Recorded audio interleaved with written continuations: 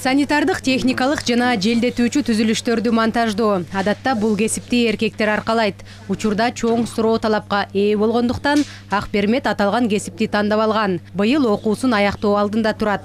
Ишсиз калбасына көзү жетет. Сфера строительства является очень востребованной, и ты можешь очень хорошо заработать на свою жизнь. Сантехниктердин басымдуусу эркектер. Ушул жагдайдагы менин бул кесипти тандашыма түрткү берди. Ага катар курулуш тармагы өнүгүп жаткандыктан көп талап кылынган адис болуп саналат. Өз жашооңо кенен кесири жеткидей каражат таба аласың. Быйыл окуумду аяктайм. Дароо эле иш таба аларыма көзүм жетет.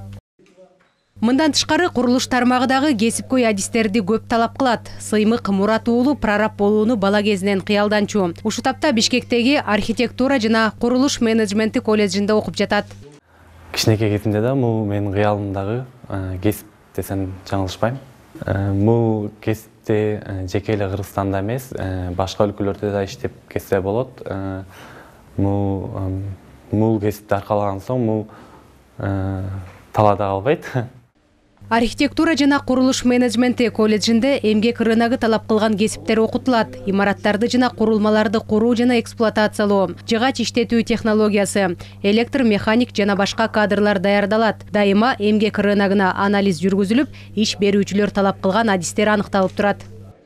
Компьютердик системалар адистиги боюнча жаңы адистик аштык. Ошону менен бирге эле электр тармагындагы именно ошо куруу тармагындагы адистер керек экен. Ошол боюнча быйыл жаңы лицензия алып, ушу жаңы адистикти дагы аштык ушу колледжде.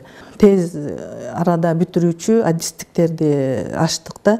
Мисалы электромонтажник, электросварщик ушундай адистиктерди ошо курулушка ыкчам керектүү адистерди аштык. Бардык эле окуу жайды аяктагандар өз кесиби менен иштеп кетпейт. Анткени жумуш орундары жок же болбосо айлыктын аздыгынан улам башка ишти аркалашат. Керектүү көндүмдөргө ээ, зарыл болгон кадрларды даярдоо негизги талап. Эмгек рыногуна анализ жүргүзүп, ошого жараша адистерди даярдоо маанилүү.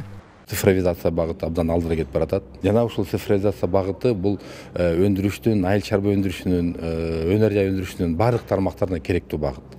Экинчиден, айыл чарба продукциясын кайра иштетүү багыттары биздин изилдөөлөр боюнча абдан керектүү болуп атат жана болот. Текстиль, швейное производство жана ушунун тегерегиндеги өндүрүштөр жана кызмат көрсөтүү өндүрүштөрү булар азыркы биздин изилдөөлөр боюнча жакынкы 5-6 жылдын ичинде эң керектүү кесиптердин бирине кирет.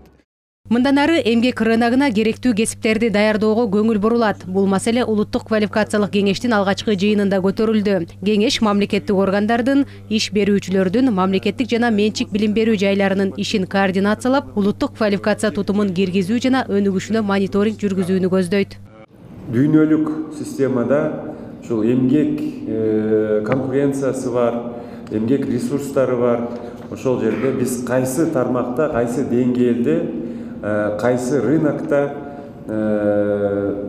өзүбүздү көрсөтө алабыз жана жаштар гана эмес, жалпы орто жаштагы жалпы элибиз кандай ошол дүйнөлүк эмгек системасында катыша алат дагы жана кандай ресурстарга биз жетише алабыз. Эми албетте негизги жол бул билим берүү.